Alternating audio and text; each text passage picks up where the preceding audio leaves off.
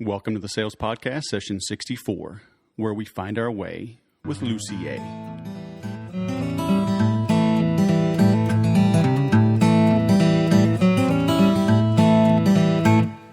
Welcome to the 64th edition of the Sales Podcast. I'm Wes Schaefer, the Sales Whisperer, your host.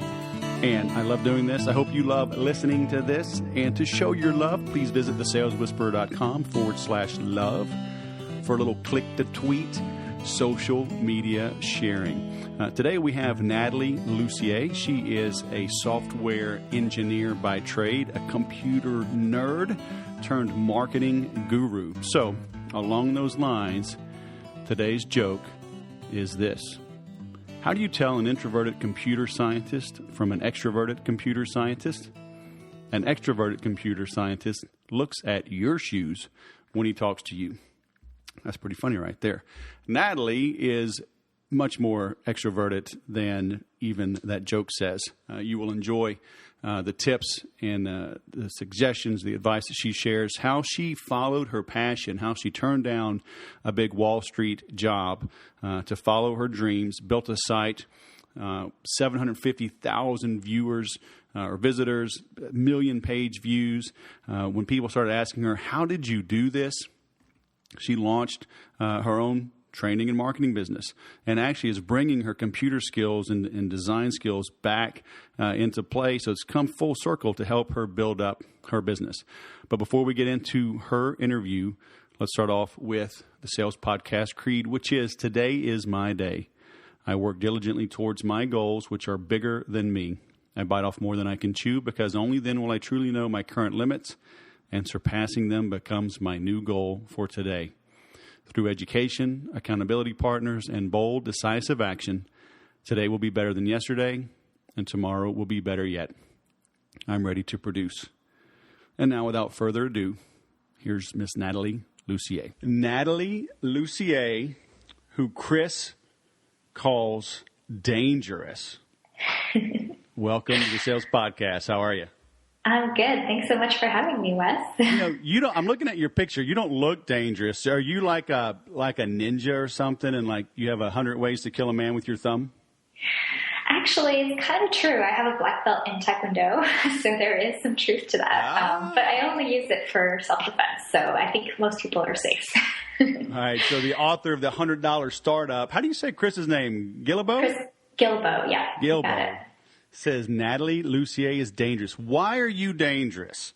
Tell us a little bit about your background and who you are and what you're doing now. Yeah, so I think, different ways that I'm dangerous in are kind of the technology side of things and a little bit of the online strategy side too. So I started making websites when I was 12 years old. And so I, got really comfortable with the web early on. And then I ended up getting my degree in software engineering. And while I was studying, I did a bunch of internships on Wall Street and Silicon Valley. And I really got my kind of feet wet when it came to business and the web and, technology in general. And what I realized while I was working in these internships is that I didn't necessarily like working in the corporate world. So when I graduated, I turned down a job offer that I had to work on Wall Street to start my own business. And I started my business. I basically kind of threw out the baby with the bathwater, and I said, okay, no more technology, no more programming. I don't think that's right for me. And I started a business called Raw Food Switch. And today that business has been rebranded. It's called Real Food Switch, but it was all about eating more fruits and vegetables. And I started, figuring things out when it came to sales online and marketing and, getting traffic to your website and search engine optimization and list building and all these things. And then suddenly people were coming to me and saying, okay, well, how are you building this business? How are you making money? How is this working? Who built your website? And for a while, I actually resisted teaching any of this stuff. But then when I finally said, okay, I'm going to hang my shingle, I'm going to help people with these things, it pretty much turned into a 6-figure business within a couple of months. So I was like, okay, people clearly want this information. So that pretty much, gave birth to this new business, the Nathalie Lussier Media brand that I have today. So you went from a techie to a health food back to kind of sort of techie, but more entrepreneurial techie. Exactly. Yeah. So I think what I realized is that it was more about the environment that I was using the technology in that made a big difference. And I still, one of my taglines is getting techie with it. So I still definitely love technology, but it's more in the context of like empowering people to do great things with their businesses as opposed to just being stuck behind the computer and, pushing numbers around. Well, so what can people learn from you? Because in a way, like you had an unfair advantage, if you will, right? You naturally were drawn to technology and doing it since you were 12. A lot of people are scratching their heads, because I try to help them and try to explain a WordPress even, the difference between a visual tab and the text tab. And they're like, HTML, what? Even though it's mostly drag and drop, so I mean, you had this natural affinity and background to it. How does that relate to the layperson? Absolutely. Yeah, it's such a good question. So I think one of my skills is actually simplifying the complex. And I think, having started my business in the health realm made me realize, like kind of a lesson that really applies to technology too. So when I was starting that business, I was talking about, healthy eating from a very kind of advanced level. Like I was talking about like juicing and all these kind of, fad things that you might consider them, like that weren't very mainstream. And what I realized when I was trying to teach people how to eat healthier is that I had to start where they were at. So instead of talking about, what blender to use or like this really complicated recipe, I had to talk about how to cut open an avocado because most people didn't know that. And, that actually was me too. But before I started eating healthy is I didn't know how to pick the right kind of vegetables or how to, very, very simple things like how to cut an avocado open or how to know if it's ripe or not. So that same lesson totally applies to technology in my business too. And I think that I'm able to kind of boil things down or just really take away any of the mumbo jumbo techno speak that a lot of people get, their eyes glaze over when they start listening to people try to explain technical things. And I think I'm able to really simplify and just say, okay, here's what you need to know. Here's how to do it. And you can follow these 3 simple steps. And I think people love that about me. Very nice. So I want to know how to know when a pear is ready. You got to kind of halfway bite into it to know if it's soft. What's up with that? Can you invent a tool that'll tell you when the pear is ready? Yeah, well, it's called your nose. And I'm not trying to be cheeky, but usually you can smell if it's ripe or not. And that's actually one of the tricks is to like smell the fruit. If you can't really smell anything, then it's probably not ripe. But if it smells kind of sweet and nice, then you're probably good to bite into it. So you really do boil down the complex. All right, now I know. Now, that is simple. I can do that. Better yet, I can teach my kids to do it because usually I halfway bite it to tell them if they can eat it. That's awesome. Daddy, is this ready? I'm like, I don't know. Eat it. Cut it. I don't know. All right. So where do you help people get started? Because I see people, they really are struggling with technology. And I see people, I like your approach from what I've seen, because so many people are beating the social media bandwagon, but behind the scenes, like I mentioned last week on my podcast, Gary Vaynerchuk just came out with a 3-part blog now, I think it is. He says at his core, he's a salesman. He started working in his family's wine and liquor store, at 15 or even earlier, selling. So he had that strong background in sales. And I've had Jay Bear on, a big social media guy. But he says, hey, if you don't understand email marketing, you have no business getting into social media. So when you really peel things back to what big folks are doing, selling and email marketing and having a good website. That's at its core, right? Is that where you're starting as well? Absolutely. Yeah. And you're so right. I see people who are building, a nice fan base, but they don't know how to sell or they don't know how to actually follow up with them so that they do turn into customers down the line. So I think that's a big piece of it. And actually, it's one of the big projects that I have in my business. It's called the 30-Day List Building Challenge. And it's basically a project that I started because I realized most of the people that I was talking to were either building big Facebook profiles or, getting more followers on Twitter, but they just didn't have an email list that they could market to. So if people weren't online when they posted that one tweet about their product, then they weren't making any sales. So it's all about getting more people on your email list as opposed to just on social media. But you can totally use social media to build your list. And it's a great program. It's actually totally free. And the way it's set up is you get one video a day for 30 days with a little tidbit or action item for that day. And people are just getting amazing results. Like they start from 0 to get to 100 or 200 in 30 days. And then people who are already a little bit more advanced can double their lists as well. So it's been really, really cool to see the results. Oh, very cool. We will definitely link to that.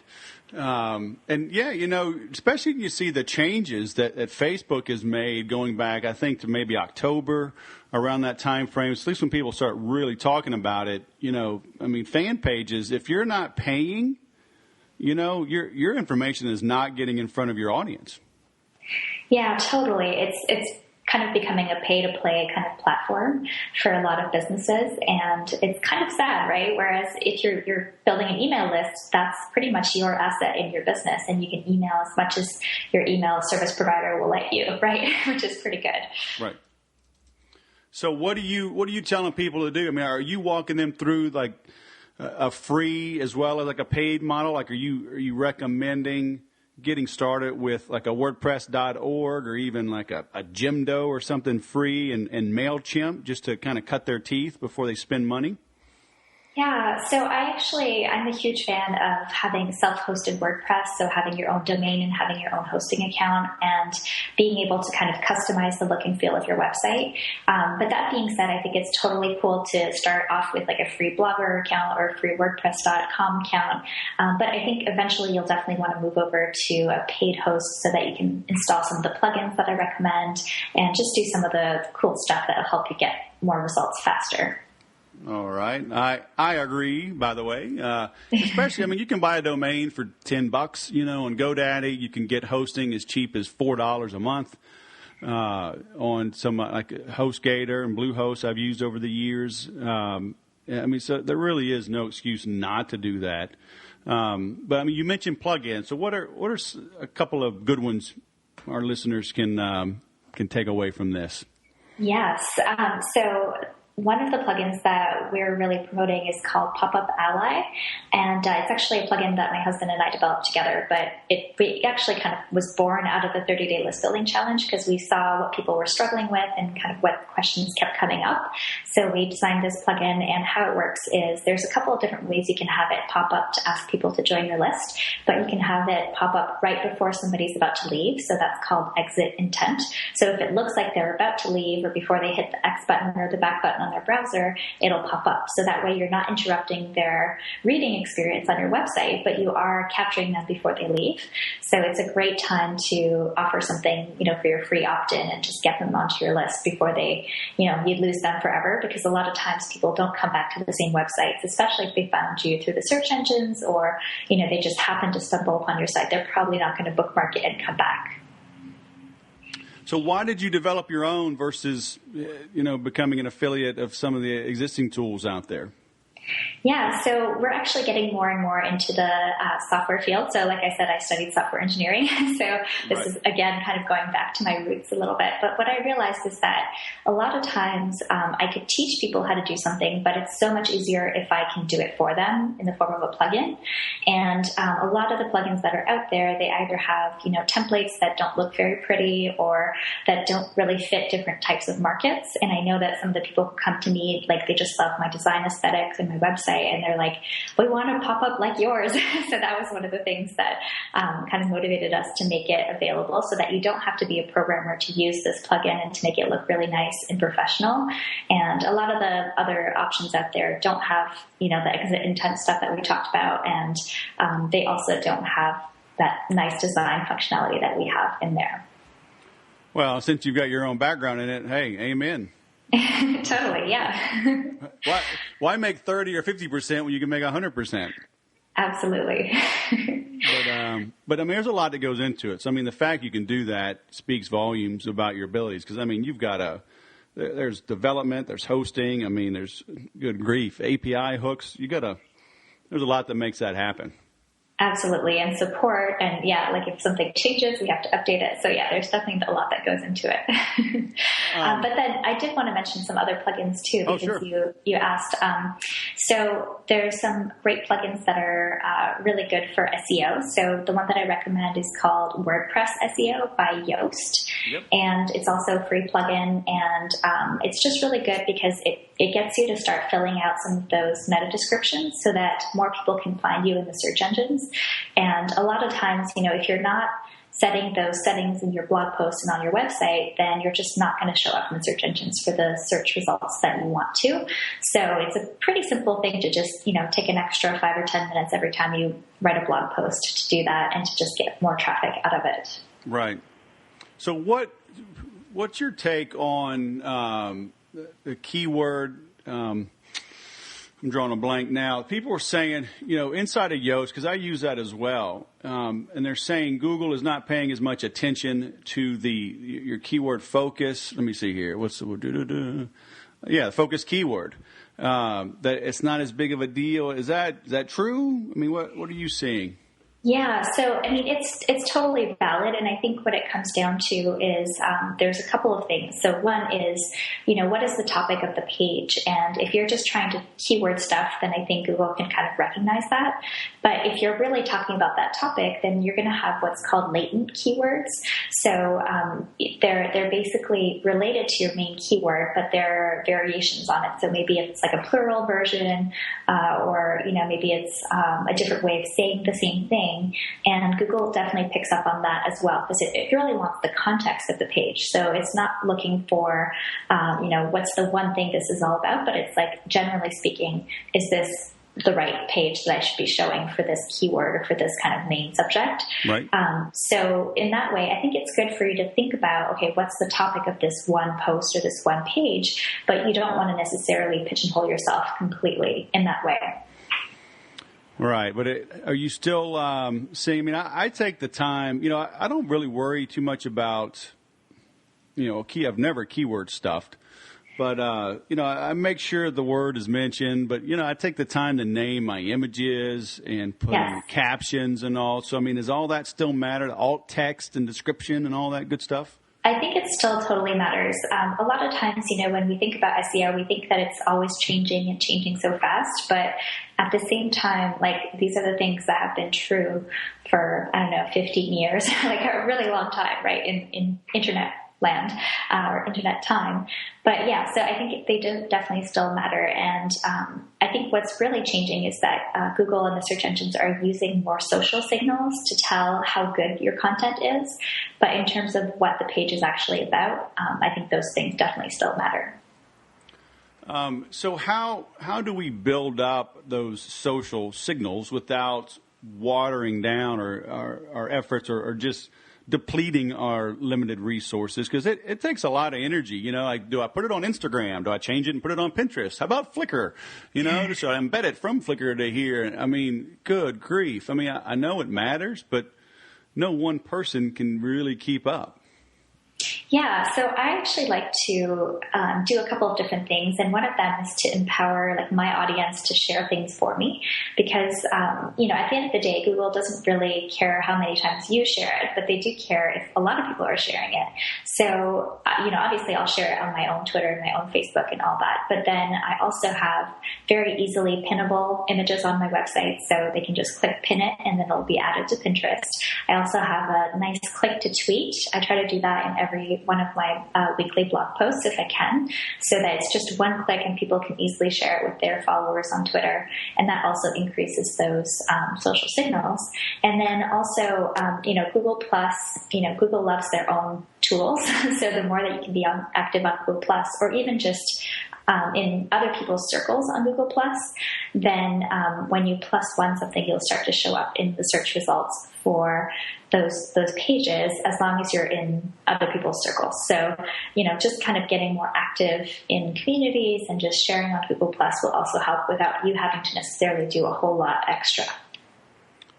Gotcha. So are you, I don't want to call them tricks, but I mean, are you doing things to entice people? Or are you just focusing on just good content? and it builds organically. I mean, there's a little bit of both in it, between putting out good content, but also making sure you're enticing or encouraging people to talk about you. Yeah, you totally nailed it. So it's, starting with the great content, because obviously people aren't going to share something that they didn't enjoy. So that's definitely the first and most important part. And then, yes, having a really strong call to action makes a big difference. So, I've noticed and I've tested, like if I don't say anything about sharing or clicking, then it doesn't happen. But if I say, please share this with your friends, or if you enjoyed this episode, go ahead and, click the button below to tweet it or whatever, like that kind of stuff does make a big difference. And sometimes people say, well, why do you have to do that? Like, people are smart. They'll do it if they want to. But at the same time, we're really busy. So the easier you can make it for people to just say, yes, I will do that. And then it takes away all that friction, and they can just click the button and then they're off on the rest of their day. Right. Yeah, it's amazing. I mean, people, they won't. You have to ask. You have to ask. It's totally true. So your background, like I'm looking at your site and it's beautiful. Thank you. But you have a development background. Does somebody help you with the aesthetics, or did you learn both the coding, under the hood as well as the aesthetics? Because, a lot of times I rarely see that, where people have a strong functioning site that's also pretty. Yeah, totally. Yeah. So when I was designing websites in high school, I learned Photoshop and how to design and make things pretty. And when I started my business, I designed all my own websites. And for this current iteration of the website, I actually hired a designer to help me think through things and really make it both, user friendly, because I think that's a really big piece of it, because if there's too many links and too many options, people can get bogged down and confused.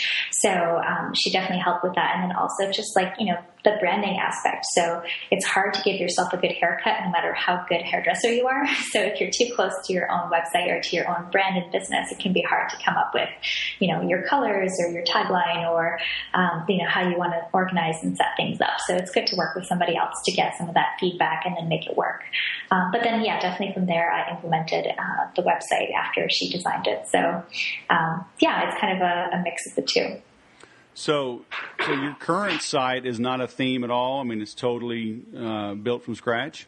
Yeah, so it's built on Headway themes, and Headway is basically a theme framework like Genesis or Thesis. So you can pretty much make it look however you want it to look. And so we basically started, with the design in Photoshop or Illustrator, and then from there we broke it down and we built it out using Headway.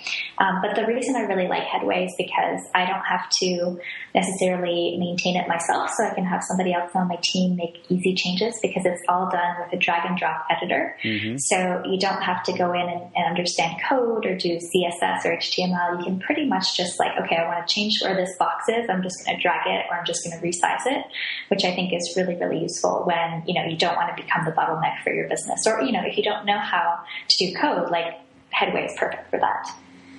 Yeah, well, there's two things you said there that I think everybody should get inspired by. One is, even though you are a pro, you got outside help.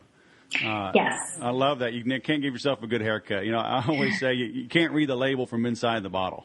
I like that. But I grew up in the South. I mean, we drink. Everything's tied to drinking and eating, or shooting something. But oh well. And you're still using WordPress. You're using that core theme and just tweaking the theme rather than starting from scratch, even though you could start from scratch. I think too many people get caught up in, an infinite number of iterations of logos and these little minor tweaks. Right? I always say that they're majoring in the minors and they never launch. Mm-hmm. Absolutely. And you're getting outside help, get a fresh perspective, but using readily available tools, sprucing it up because you can, but not doing it all from scratch. Because at the end of the day, it's about building a list and building a business, right? Absolutely. Yes. Like I don't want to just be tweaking pixels on my website all day because that's not what's going to, move the business forward at the end of the day or help people either. Right.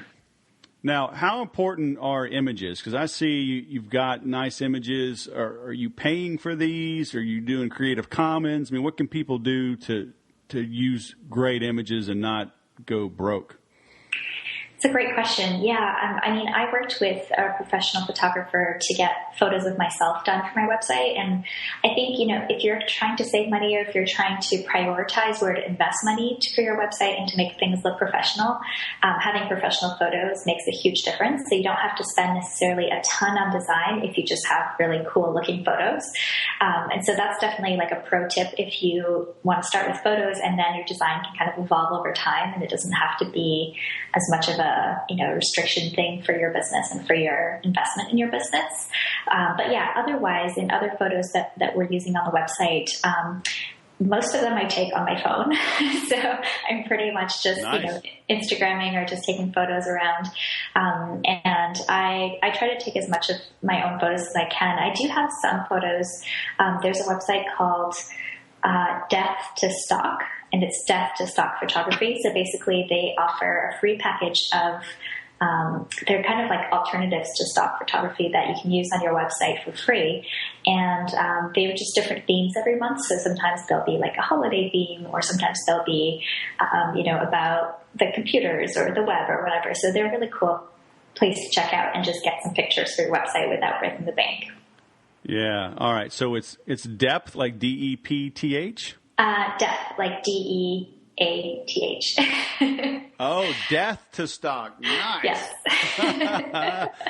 Down with the stock. Exactly. And they try to do them a little bit more artistic too, so they don't feel like, person in a suit as much. All right. So here we go. deathtothestockphoto.com. Is that it? I think that's the one. Okay, and I'll look it up too and put it in the show notes. But you brought up a good point, and I just started doing this, and it's just taking more photos myself with my iPhone. Actually, right here on my screen right now, what is this? idownloadblog.com/iPhone-photography. I literally typed that in. I've been going through. They've got a ton of techniques, tips and tricks, apps and tutorials, creativity boost, just to take better pictures with your iPhone. Because, we're all carrying these smartphones around. And with a little creativity, looking at things from a different angle, you can find great pictures that you take on your own. But, images are just so important now, aren't they? They really are. I think the web is just going more and more visual, and both images and video. Right. But yeah, I think it's totally true. It's kind of like, if you think about how you use your phone, you pretty much just scroll until you see a pretty picture, right? Especially, Instagram is all about that. But even on Facebook, if you're just kind of scrolling, you're probably not going to read everything. But when you see a picture, you stop.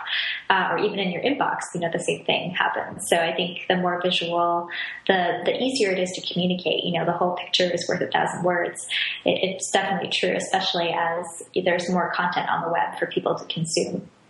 Yeah, that's why I have 1 billion followers, because I'm so pretty. I like it. I'm pretty. That's awesome. All right, so let's talk about video. You've created a whole separate business, right, around video. Yeah, so I have my weekly web show. It's called Off the Charts, and also it's syndicated via podcast. So if you want to check it out, it's the Off the Charts Business Podcast. But it's really cool. So what we do is we actually batch our video creation, because as you know, there's a lot of setup that goes into filming videos, editing, lights, camera, all that stuff. So what we do is we actually record videos about once every 2 months. So we batch all the writing and all the actual videos are filmed in one day. And then from there, my videographer will actually go back to his place and then edit and upload. And then we have that content for about 2 months to publish on the site. Dang. That's a software engineer, well thought out, organized, I need to find me a software engineer. Yeah, well, they're out there, so yeah, you can totally find one. Very cool. But so why'd you go into video? Just because it's just hot? It's the right place to be? Yeah, there's a lot of reasons, and it's interesting because I think it's worth testing. So, I've had a couple of different places where I thought, okay, I'm going to do a video, and then I compared a page with a video on it versus a page without a video, and conversions were actually higher sometimes without a video at all. So I think it's worth testing in your business and in your market to see whether it makes sense to invest in video.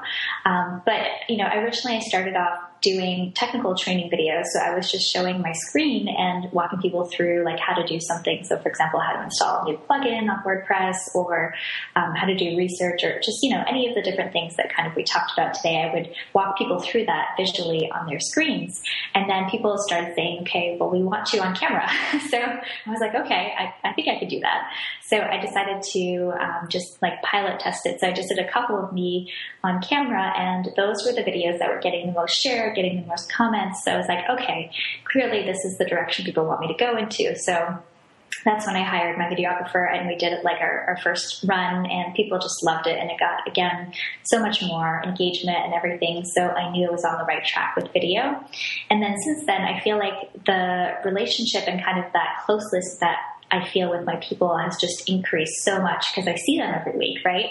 Or at least they're watching me every week. So there's definitely that relationship building and that trust factor that happens on camera a lot more than just in text or other formats, because they can actually see me and hear me and, my little quirks and things. And I feel like that has built a lot of rapport, and has also just allowed me to like increase my prices. And, now I'm doing a live event in New York City called Off the Charts that's kind of related to the show, and people are coming out to see me and, connect with each other. So I think it's a really cool thing to be able to kind of take the virtual thing and just move it more and more towards in-person. And I think video is a big step towards that. So your podcast, do you just strip out the audio, or is it a video podcast also? Yes. So it's just audio right now. Okay. And I did consider doing it video, but then I thought the downloading of video could just slow people down. So I decided to just do audio for it. Yeah, that's true. Very nice. So your event, so it's offthechartslive.com. So that's coming up in June. You know what? We're recording this May 12th. I will speed up the release of this podcast so we can get you some publicity on that. Awesome. Thank you. So shoot you some info on that. I wish I'd have known earlier. I'm not a big traveler. We just had our 7th baby, so I like staying kind of close to home. You should do a West Coast gig. Oh, yeah. No, I would love to. And I've had people ask for that as well. So it's definitely on the horizon. I can see it. Think cold New York City winter. Think nice, sunny Southern California. November, December, January. I'm telling you. Yes, I'm loving it already. I'm the sales whisperer, and I'm whispering to you now. Come to the West Coast. All right, so I'm looking. You know what? I just realized your pop-up ally. Is it pop-up ally or pop-up alley? Yeah, you can pronounce it either way, but we kind of branded that sub-company as Ambition Ally because it's my husband and I, and we're like allies in business and in life. Nice. So, yeah. But you're giving this away for free. Yes, it's a free pop-up plugin, and then we're working on the paid version with more features and like more cool stuff. But yeah, it's totally free right now. And is that like to build your own list, a way to get your name out there? Like you have this capability, maybe people retain you for custom development, or is that your goal? Yeah, so not so much for custom development, but the way that we built out the free plugin kind of feeds back into my business. So we have inside the kind of settings area, there's a little ad for the 30-day list building challenge. And so that helps people kind of come through, because if you are installing a pop-up, it's probably because you want to grow your list. So they can come over and join the 30-day list building challenge through that if they don't know me at all before they download the pop-up. And then that way, they come into my funnel, into my world, and then, they could sign up for other products or just kind of, come hang out in the rest of my world there. And how scientific and detailed do you get on the development of your funnel? Because you've got a lot of work going on here with your pop-up. I mean, creating that, maintaining that, and it's free. So that took you a lot of time and effort. Your 30-day list building challenge, creating that takes a lot of work, and it's still free. So, people, they could be hanging out with you for a couple of months before they ever spend any money. So can you walk us through kind of the thought process and how you tell people, how to help them monetize their list? Absolutely. Yeah. So there's a couple of things that we do. So one of the things with the 30-day list building challenge is it's totally free, but when you sign up, there's an option to unlock all the videos and get the fast track. So it's a, $27 investment. It's pretty, a lot of people take us up on it because it's like, why not? It's a no-brainer. I don't need to wait for one a day if I'm really keen and ambitious. So we've got people who take us up on that. And then from there, we have all of our other products. So on your membership sites, did you make that yourself, or are you using a third party? Yes, so we've made that ourselves as well. And the way that we kind of designed that from the ground up and just decided, okay, what do we want the functionality to look like? And we also have kind of progress. So if somebody is going through the 30-day challenge, they can check off which days that they finished, and then it'll show up as completed so that they know where to go back to if they skipped a day or if they, want to go back through stuff. So I think that's also been helpful for people to see okay, I've, consumed all this content, did all the work. Now I'm ready for the next course. So where are you seeing people that are coming to you? Are they just wanting to be online info marketers, or are these brick and mortar people that are trying to just expand their presence, and grow their traditional business? There's definitely a mix of people. I'm seeing a lot of people who have physical products and who want to sell online joining as well. And definitely people who want to be info marketers or who are in the fitness realm. We have a lot of people from the health and wellness because of my background with The Real Foods Witch, and that's kind of how they found me originally, and they've just been following along since then. So they have their own health and wellness coaching businesses as well. And we do also have some brick and mortar kind of more companies as well who are just, usually they tend to come more for search engine optimization, and then they recognize, okay, I also need to build my list. I also need to do these other things. And then they kind of come in for the rest of it as well. Right. And have you found it to be more effective? I notice you have different websites, which is typically how I launch. But to have a separate site for your 30-day listbuildingchallenge.com or your offthechartslive.com versus wrapping it all under your main website? Yes. So the reason, I think it's the same thing as what you're saying. So the reason that we like to separate it out like that is, there's kind of the branding benefits. So 30-day list building challenge, if you don't remember my name, you can definitely look it up and you'll be able to remember that maybe a little bit more easily, especially with my French kind of funky way of spelling my name. So there's definitely that benefit, but also from a design perspective, it's great to be able to brand something and to really make it stand out on its own. More from the traffic perspective, I think it would be easier to have everything under one roof because then you've just got, more increased traffic, more links coming to the same website, and it can kind of increase your authority of your website a little bit. But at the same time, I think the trade-off is totally worth it for the way that we're using these sites. And one other tip for people who maybe want to have different websites like this, but maybe feel like it's too much to manage and all the logins and all the updates of the plugins and WordPress versions and stuff, is to take a look at the WordPress setting, which is the, I'm blanking out, WP, what is it called? Multi-site, yes. So basically you want to consider upgrading your regular WordPress website to a multi-site. So you can have as many domains and as many sites as you have under one WordPress install, so you don't have to log into each one separately. Yeah, and that's big when it comes to patches and updates and good grief, because I've had viruses hit, and because I've got a bunch of sites as well. So that is a great tool. Yes, and then if you want to do a backup, you just do a whole backup of everything, so you don't have to worry about when's the last time that I backed up this site. You can kind of lose track of things if you're not logging in all the time. What's your thought on hosting? Do you keep things on separate hosting accounts? Because one time years ago, I had a bunch of sites, and the Sales Whisperer is my main site, and all the others pale in comparison, right? But I had them all on one server, and one got infected, and then it got into my main site. So now I keep the saleswhisperer.com on its own hosting, and the smaller sites all together.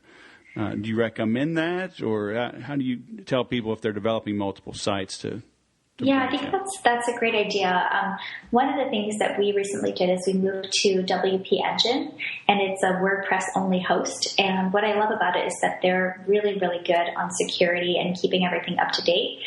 Because just like you, I've had times where my site got hacked or just like some weird code started appearing and things started looking funky. And what I found usually is that it's the host itself that kind of gets compromised. And even if you're on shared hosting, other accounts could get attacked, and then that can leak into yours. So it's not so much about them being together, but it's just making sure that the host itself is really, really good when it comes to security. So there are some hosts that I won't name, but they tend to get hacked more often just because they don't have as secure settings on their parameters and things for uploading and logging in and stuff. So I think it's kind of more important for that reason to invest in a higher quality or like higher security web host for that. Yeah. What if they're just broke though? I mean, when I started, the first time I built a site was on Jimdo. Right. It was free and it was easy to use, self-contained. I mean, I wasn't there long once I figured things out, got my own hosting, but then still, I still have some development stuff on HostGator, just things I can toy with. And that way my techies don't pull their hair out when I mess with something. Basically, they gave me my own sandbox. Nice. And so, but all the money stuff, we moved over to Media Temple. Yes. And, we spend well over $100 a month on hosting compared to, I used to spend that for 3 years of hosting, Totally. So, do you tell people, hey, if you're beginning, don't let costs freak you out. Go ahead and just get the $4 hosting as long as you are learning and growing?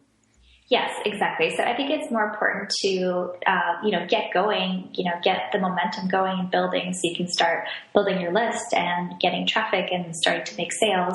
And then just know how to back up and restore your website because, sometimes things happen. And at the same time, you could totally upgrade to other hosts down the line. Sometimes people think, oh my God, it's going to be such a headache and it's not possible, or maybe I'm just stuck here forever. But there's a couple of great plugins that help you do that. So one of them is called Backup Buddy, and it basically just zips your entire WordPress site and you can just extract it onto new hosts. So if you do ever run into issues, you can totally move without feeling like you're stuck in your old host. Yeah, you are not, right? And that's why I learned WordPress, because I had started, a friend helped me build my first site, 2006. I built it on Adobe Dreamweaver, and I didn't know any of that, and he was just being nice, built like a 5-page site, and then he got busy and couldn't help me anymore, and I started using Infusionsoft, so I had to build web forms and, buy now links, and I couldn't edit my own site. Right. And, I was like, I'm not going to be held prisoner. My friend, he wasn't holding me prisoner, he just wasn't available. So, right. But some people have been held prisoner, and from web developers, whatever. So that's why I love that you love WordPress, because it's open source. It's everybody knows it. You don't have to be have some special member of Mensa to run it. Exactly. And the other thing I saw too, I can't tell you how many times. People buy your own domain name. Learn how to work GoDaddy, because I have seen people literally have to give up their entire website, or at least their domain, because they let some web developer go and buy it, and it was in their name, and they held them hostage. Yeah, I've seen those situations too. So yeah, I think it's like there's certain basic things that you want control over. Like your domain name is a huge one, because even if you don't have control of your host, you can always download your files and switch hosts and just point your domain to a new hosting provider. But yes, your domain you definitely want to be owning. And of course, you probably want to own your own hosting service too, so that you're not, totally locked out if something happens with your web developer or your web designer. I've seen that kind of headache situation come up too. Yeah. So do you do any one-on-one consulting, or is everything through your website and group training and live events? Yeah, so we have something called the Daring Business Cultivator, and it's a high-end mastermind program. It's for women only, and we meet 3 times a year in person, and we have masterminding sessions. And then in between those sessions, we have one-on-one calls with me, and it's a smaller group program, so 15 people. Last year we had a retreat in Italy, which was amazing, a retreat in New York. And so this year we're kind of deciding where we'll go, but New York will definitely be on that list. So yeah, I do take on some clients, but it's basically in this group session. And then we also have one-on-one sessions together as well. So if I wear a dress, would that count or no? And now it wouldn't count. We tend to talk about a lot of, we talk about business, but a lot of life stuff too. So yeah, it's women only for that reason. All right. I don't want to be in it, but hey, I'll plug it for you. All right. Cool. Thank you. I have to say that the husbands of the women who joined the program are very happy with their lady friends going in there. So very nice. Well, fine. You know what? I'm launching marketlikeaman.com right now. So, cool. Men, and it's not exclusive, but, it's geared towards men, but women are welcome. So, men, if Natalie is hurting your feelings, go visit marketlikeaman.com and we'll make it happen. I love that. That's awesome. Oh, very nice. Well, you've been most generous with your time. Do you have any parting words or tips or suggestions for our listeners? Yeah, so I will say don't get stuck in thinking about everything. Just start doing it, and it just gets so much easier once you're in the game, once you're putting one foot in front of the other, especially with technology. You can always Google stuff if you're not sure how to do something. And, once you start getting feedback from people who are joining your list and visiting your website, it's like a nice self-fulfilling prophecy. It feeds you and it makes you want to do even more. So that would be my parting thought. Yeah. So for those of you in the South, what Natalie just said was you can't steer a parked car. Oh, I love that. Man, I need to learn all these cool things. You should have one of those hoity-toity women retreats like in New Orleans or Houston, Mobile, Alabama. I mean, there's some culture down there. I like it. And there's some good food, but it's going to be hot and spicy. So, there'll be plenty of cold beer. I mean, it's hard to find a Pinot Noir down there, but cold beer by the pitcher, all right? Nice. I'll get ready for it. All right. Well, thank you for sharing your words of wisdom, everybody. Please visit Nathalie Lussier, and I will spell this. It's Natalie with an H, right? NATHALIELUSSIER.com. And you can visit the saleswhisperer.com, click on the podcast link, and find her session as well. In the show notes afterwards, I got to look this up. You're going to be somewhere around session 65. I'm going to speed you up so everyone can visit the Off the Charts Live and register for that as well, coming up in early June. Awesome. Wonderful. How's that? All right. Well, thank you very much, Natalie. Have a great week. You too. Thanks, Wes. All right. Take care. There you have it. Sometimes you have to go against the grain, go against what everyone says you should do, and do what you want to do. Follow your dreams, follow your heart, follow your passion. She wasn't totally crazy, right? She had a background in design and engineering and a passion for eating right. And she knew how to launch that kind of business to follow her dreams. And from her healthy eating website, that massive success, people started asking her, how do you do what you do?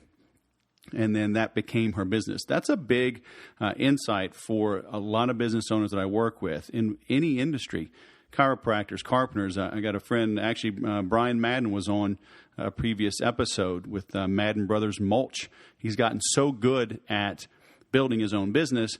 People in his industry are asking him how he did it. So he's creating a coaching program and information marketing business around the mulch and landscaping type businesses. So now I really expect his business, at least his income, to explode. He's doubled revenues for his business. And now, as far as pure profit, you'll see that grow as well. When you master information marketing, go out and perfect your skill, your trade, get known for it, so you have that base that you can point to that validates you as being an expert, as knowing what the heck you're talking about. and then people will pay you to help them do the same thing. So that's exactly what Nathalie has done. And, notice how there's this common theme with all of these successful business owners, as she wrapped up with, don't get stuck in thinking about everything. Just get going and put one foot in front of the other. That whole failure to launch is the biggest reason most people fail. So, you can't steer a parked car, right? You got to get moving. Then you'll see what needs to be done. You can adjust, make your course corrections and build a thriving business. So don't get stuck in thinking about everything. We're recording this, or actually we're launching this on May 15th, 2014. So you've got plenty of time to join Nathalie's program, Off the Charts Live. Visit offthechartslive.com. If you've enjoyed this podcast, please visit thesaleswhisperer.com/love and show your love there through a little tweet sharing. And if you want to grow your sales, please visit 30daysalesgrowth.com and enter the promo code podcast to get $30 off. And when you enroll in that, you'll be invited to join our private Facebook group where I am active and helping answer questions to help you sell more. So again, that's 30daysalesgrowth.com, promo code podcast. Thanks for listening. And as always, remember to sell different.